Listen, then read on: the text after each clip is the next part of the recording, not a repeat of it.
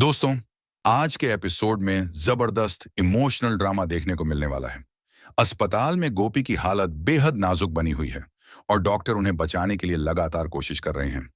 Operation theatre के बाहर पूरा मोदी परिवार भगवान से गोपी की सलामती की दुआ कर रहा होता है। जग्गी खुद को इस हादसे का जिम्मेदार मानकर टूट चुका है और बार बार खुद को दोष देता रहता है। इधर धर्म, मीरा और विद्या भी गोपी की खबर मिलते ही अस्पताल के लिए निकल पड़ते हैं। रास्ते में मीरा गुस्से में कहती है कि उसने मानसी को हमेशा मां का सम्मान दिया, लेकिन आज उसकी सच्चाई सामने आ गई। वह कसम खाती है कि अगर गोपी मां को कुछ भी हुआ तो वह मानसी को कभी माफ नहीं करेगी। उधर कृष्णा और उसकी मां घर पर मानसी का इंतजार कर रहे होते हैं। तभी अचानक पुलिस पहुंच जाती है। इंस्पेक्टर बताता है कि मानसी पर गोपी को गोली मारने का आरोप है और उसे गिरफ्तार किया जाता है। यह सुनकर कृष्णा और उसकी मां के पैरों तले जमीन खिसक जाती है।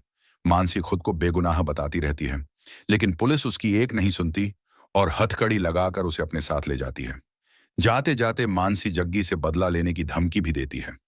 कृष्णा उसे भरोसा दिलाता है कि वह वकील की मदद से जल्द ही उसे जेल से बाहर निकाल लेगा।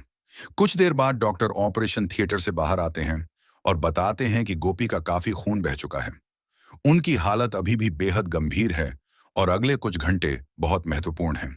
यह सुनकर कोकिला की आंखों से आंसू निकल पड़ते हैं और पूरा परिवार मायूस हो जाता है। जग्गी यह खबर सुनते ही सीधे मंदिर पहुंच जाता है। वह भगवान के सामने सिर झुकाकर गोपी की जिंदगी की भीख मांगता है। उर्मिला उसे हिम्मत देती है।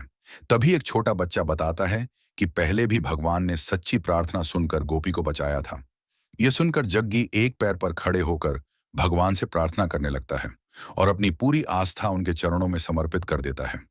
इसी बीच अस्पताल में गोपी की हालत और बिगड़ने लगती है। नर्सें जल्दी जल्दी बड़ा ऑक्सीजन सिलेंडर मंगवाती हैं और डॉक्टर लगातार इलाज में जुटे रहते हैं। बाहर खड़े परिवार के हर सदस्य की सांसें थम जाती हैं। कोकिला भगवान से प्रार्थना करती है कि गोपी की जगह उसकी जान ले ली जाए, लेकिन उसकी बहू को कुछ न हो। पराग भी उसे ढांढस बंधाने की कोशिश करता है और विश्वास दिलाता है कि भगवान उनकी प्रार्थना जरूर सुनेंगे। दूसरी तरफ जग्गी लगातार एक पैर पर चलकर मंदिर की परिक्रमा करता रहता है। उसकी तबीयत भी बिगड़ने लगती है, लेकिन वह अपनी प्रार्थना नहीं रोकता। आखिरकार कमजोरी के कारण वह मंदिर में ही गिर पड़ता है।